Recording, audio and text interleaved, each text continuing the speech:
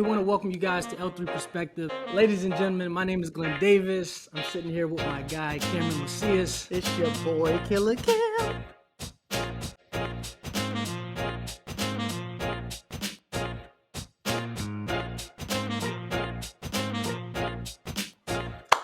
What's going on, guys? Hey, we want to welcome you guys back to L3 Perspective. My name is Glenn. I'm sitting here with my guy, Cameron Macias. Killer Cam. But again, L3 Perspective, this is a platform where we talk about life, where we talk about love, we talk about leadership. You know, all those things are tied to relationship. And so, Cam, I'm excited about today's guest.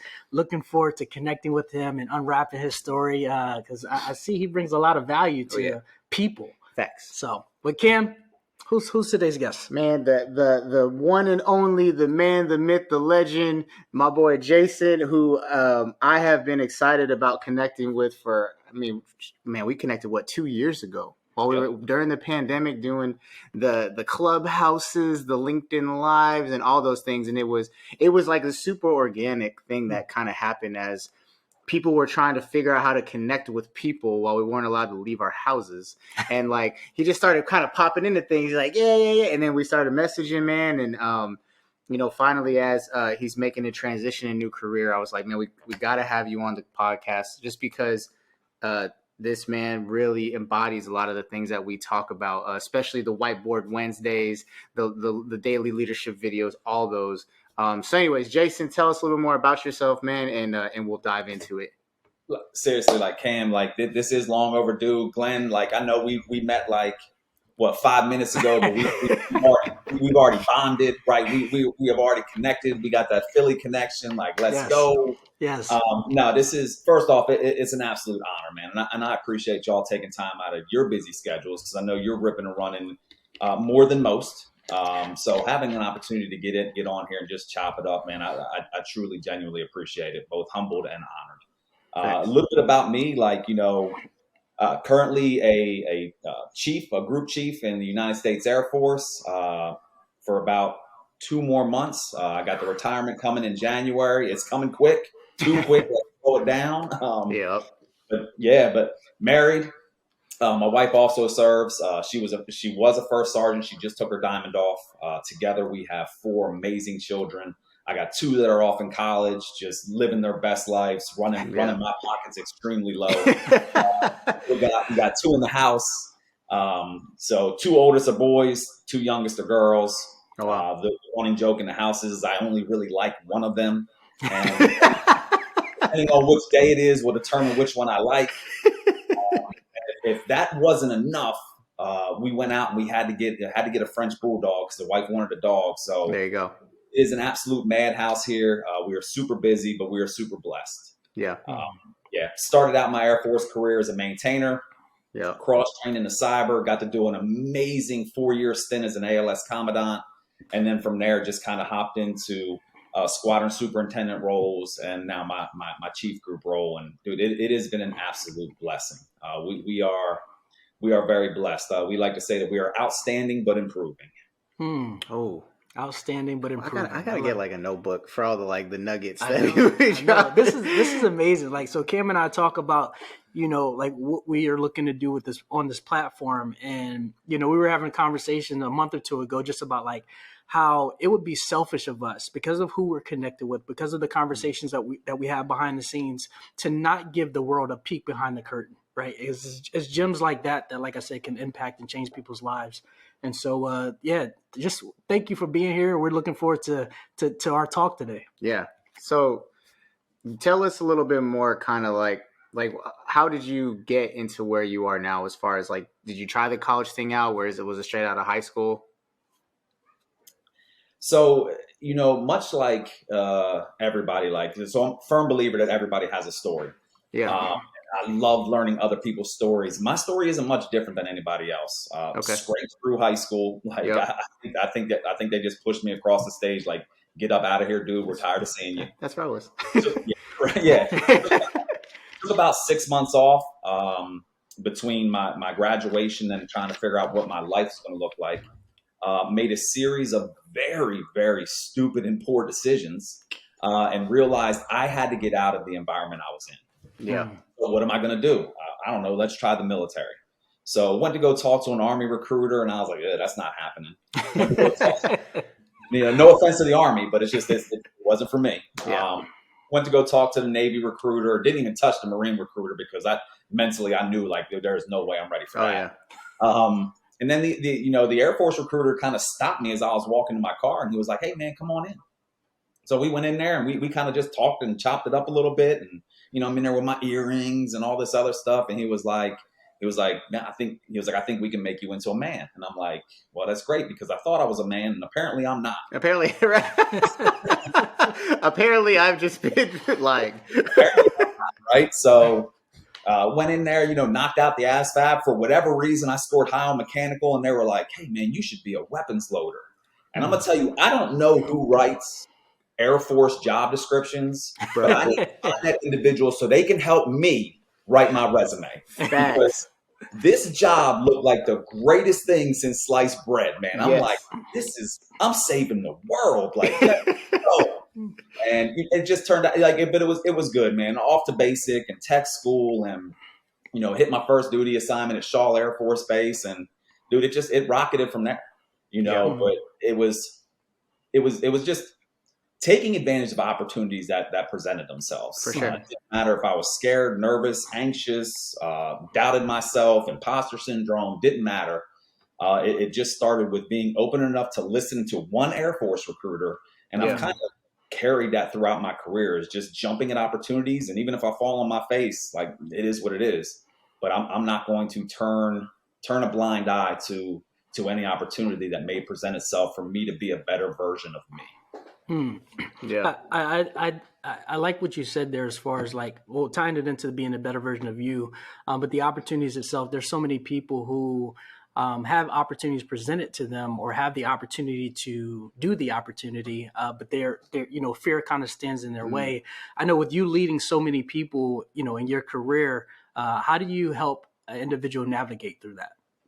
So I think we're all buckled with the fear of failure.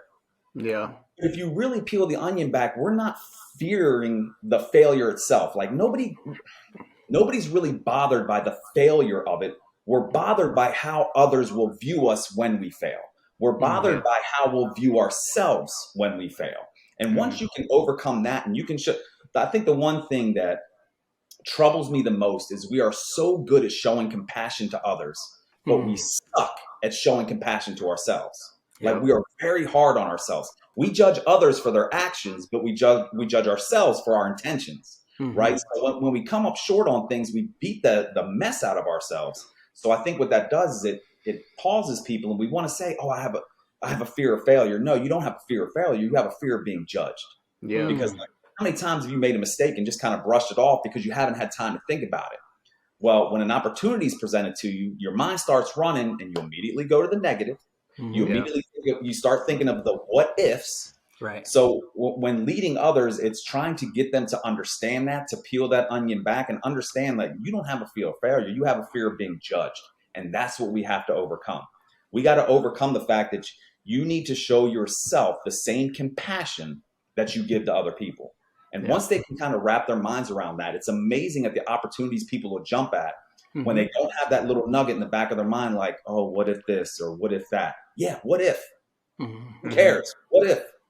Yeah. So it's getting people to see things from a different perspective, to see things from a different light, because we're kind of indoctrinated and trained and trained to, and whether or not it's societal or whatever, we always view things from a negative lens, right? Yeah. Life, it's hard, but life is a lot of what you make of it. And I'm telling you right now, if you're looking for the negative, well, damn, you sure gonna find it. Right. Oh yeah. Facts. I love it. And hopefully folks, they got their notebooks out. Yeah. And that ties into, like, I was talking to some people yesterday, and it's like the whole Gary Vee thing of patience, right? So many people, they feel as though, oh, I'm not a millionaire by the time I'm 25 years old. I'm failing myself. I'm failing the world.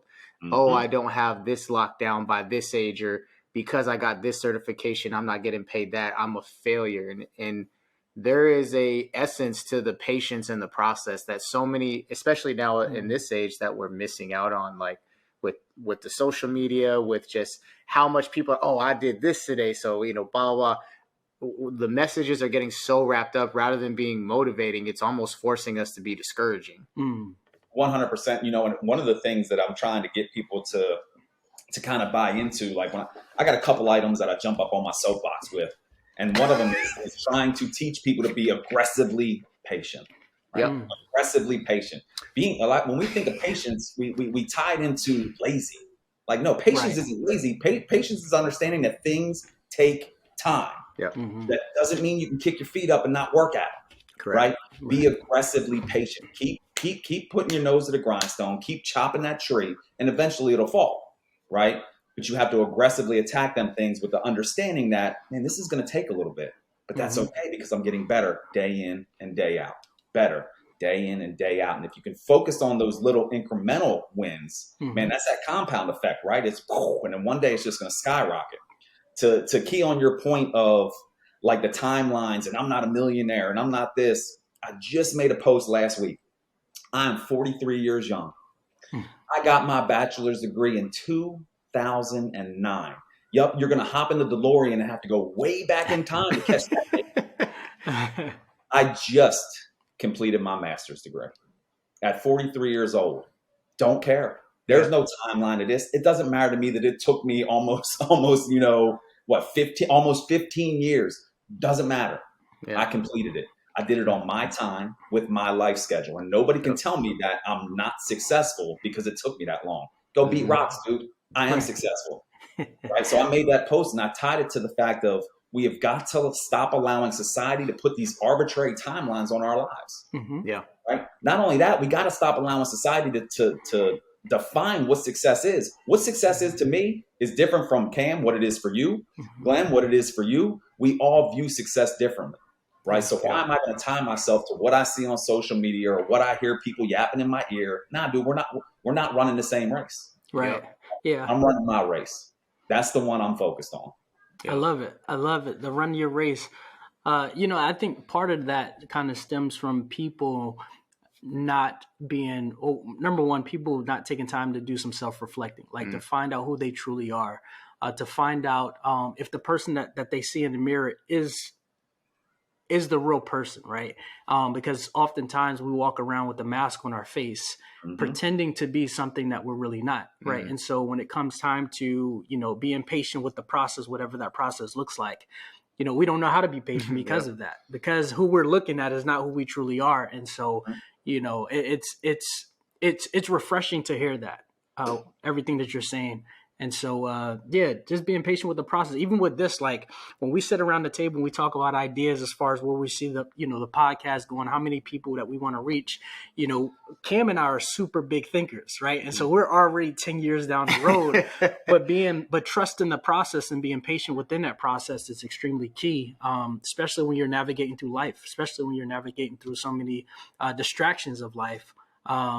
And so Cam was sharing with me as far as when it comes to leadership, right? And so from what I even read about you, number one, I appreciate everything that you've done wearing the uniform. And then as a leader, leading people with that, like what inspired you to kind of really take ownership of being a authentic leader, being a servant leader? Like, what was it? What point was that in your life that kind of, that light bulb came on for you? Oh man. And so the funny thing is you ask people this and they're like, well, I've kind of developed and I've kind of grown into this and this happened and then this happened. For me, dude, it was one instance, one specific instance where the light bulb went off. I got punched in the face, extremely humbled. And many, many moons ago, Staff Sergeant Barnshaw apparently liked Staff Sergeant so much that he decided to make it twice. I am the proud owner, and I say proud now, looking back, hindsight being 2020, of an Article 15. I made a very poor decision as a very young staff sergeant that cost me my stripe. I got reduced in rank, all these other things. I had a 6-month span of probably the hardest time in my life. Got divorced. I was overseas at the time. My 2 boys got sent back to the States. Got the Article 15. My grandmother was murdered. Everything was just like, it was it was literally the worst time of my life. I didn't know at that point how much more I could handle. And in my mind, my career was over, right? I didn't have a great career up until then, but I had a career. And the funny thing is about Article 15s and paperwork, as many folks know, is like those travel with you. Yeah. Not only do they travel with you, they usually get to your location before you do. With all this stuff going on, right? And I get orders to Seymour Johnson, Shady J, North Carolina. And obviously my paperwork got there before I did. Waiting for you. So here's all these leaders in Seymour Johnson looking at this paperwork, asking themselves, who's going to take this POS? Like who's going, like, this kid is damaged goods. Yeah. And nobody wanted me. I'm going to be honest with you. I don't know if I would have wanted me at that point. Yeah. So I didn't find this out until about 8-9 years later. They were having this discussion, and one man walked into that meeting late.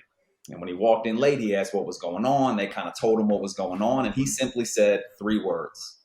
I guess 4 words. Man, I'm a public man. I will take him. I will take him. And that's exactly what he did.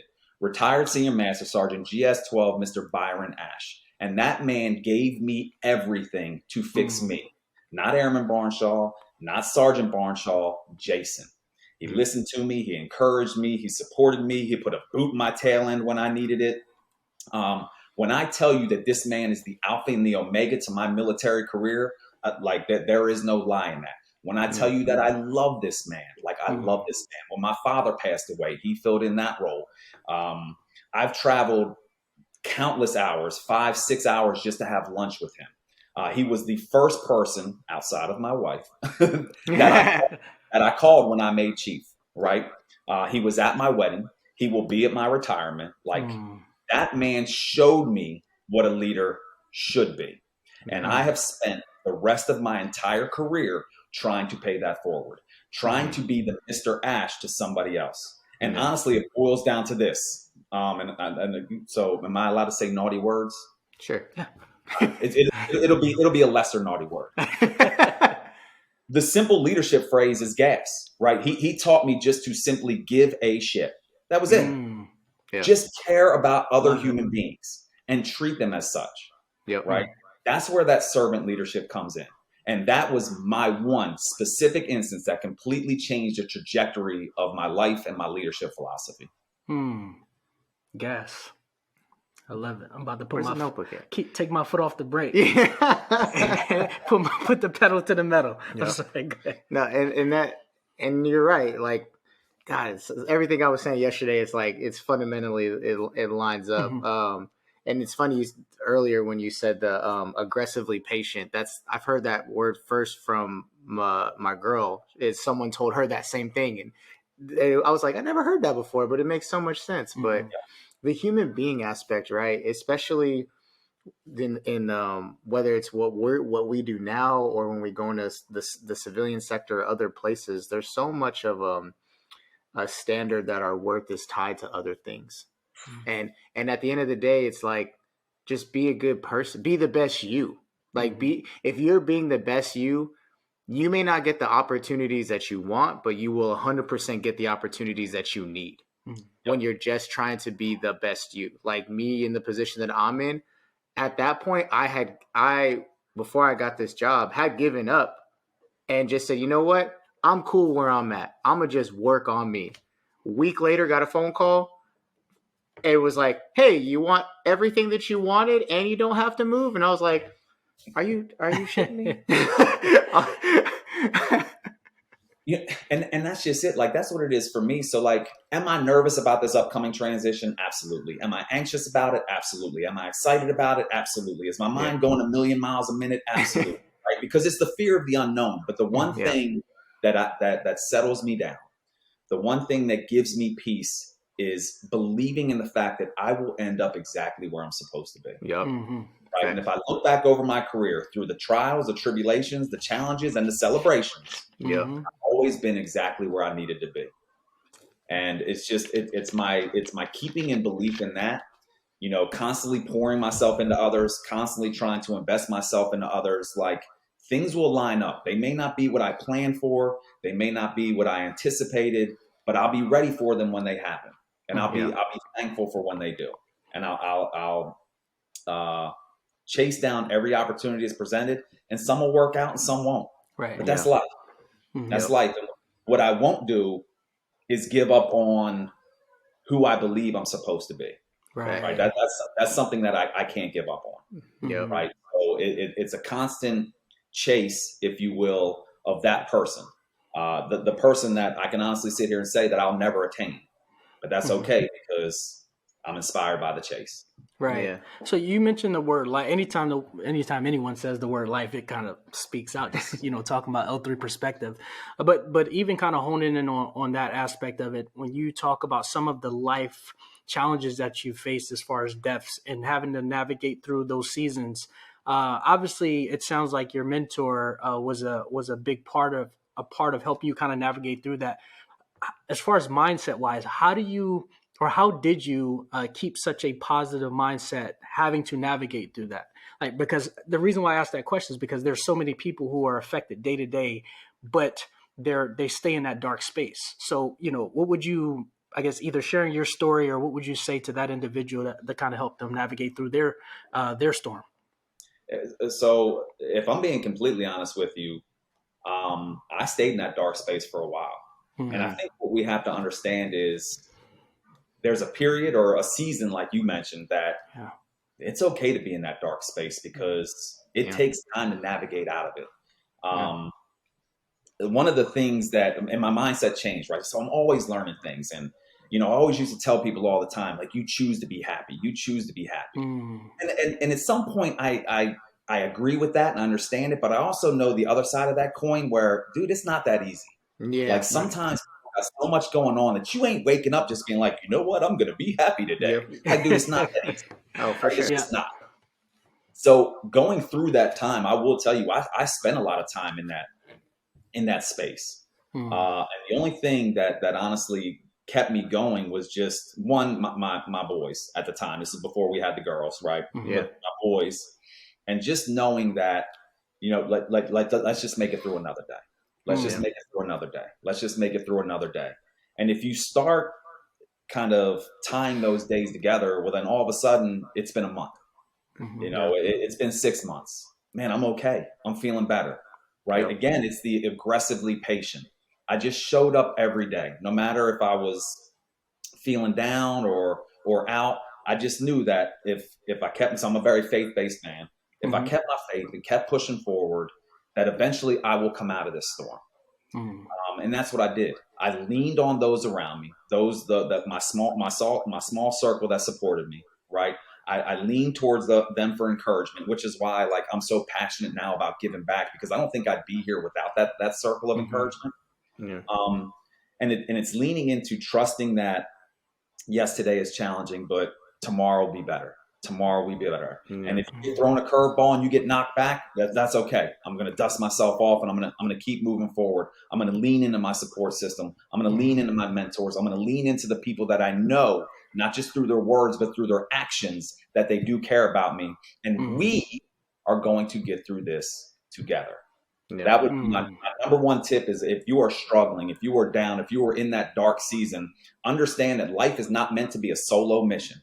We are supposed to be doing this together. And if you can't find somebody that can be in your circle, I'm going to tell you right now, all you got to do is take a step back and look, because there's tons of us out there that are willing to help you. 100%. 100%. Oh yeah. So what's the next chapter look like for you? Where are you off to after this? So it's still to be determined. Okay. There are a couple options and opportunities out there. I do have my skills bridge lined up. I'm working with a professional development / consulting agency called Sagely. I'm going to do my skills bridge with them. Get a taste of what the civilian sector kind of looks like.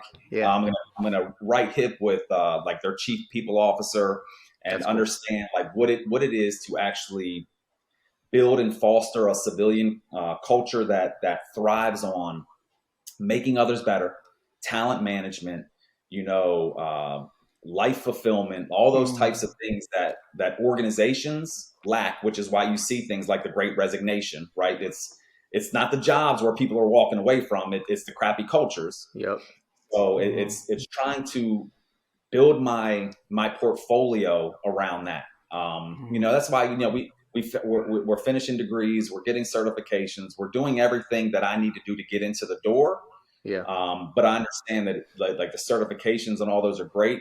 It's going to be the work ethic and the experience that I can bring to the table that will ultimately land me somewhere else. Agreed. We have that aspect. That's kind of the professional aspect. The personal side, much similar to what you two are doing such a phenomenal job at. It's just I will continually try to brand and market myself and just try to pour into others, invest into others, and it's eventually, I would like to get some gigs public speaking. I would like to be an independent consultant and get into some of these organizations. Man, I just did a human-centered design thinking exercise or workshop today with an organization, figuring out what professional and personal development looks like for their organization. Those are things I'm passionate about. It's for me, honestly, if I could boil it down to 2 words, like, let's be real, I got 4 kids, 2 in college, right? So I need to make some money. It's right. Like, let's just be real. Yeah. But it's balancing that fine line between income and impact. For sure. And that's where I need to merge it together. I'm looking for a job that inspires me, that brings me that fulfillment. Yeah. The rest will take care of itself. Yep. Jason, I appreciate you. I appreciate this conversation. I appreciate you just sharing just a snippet of who you are, and really just a quick message to our viewers.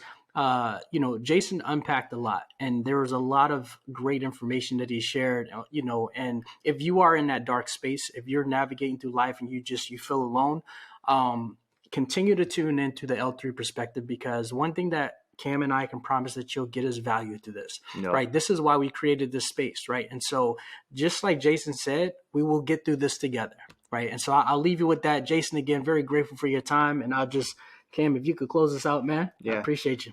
So before we close out, Jason, please let our people know where they can find you at with all your pen names.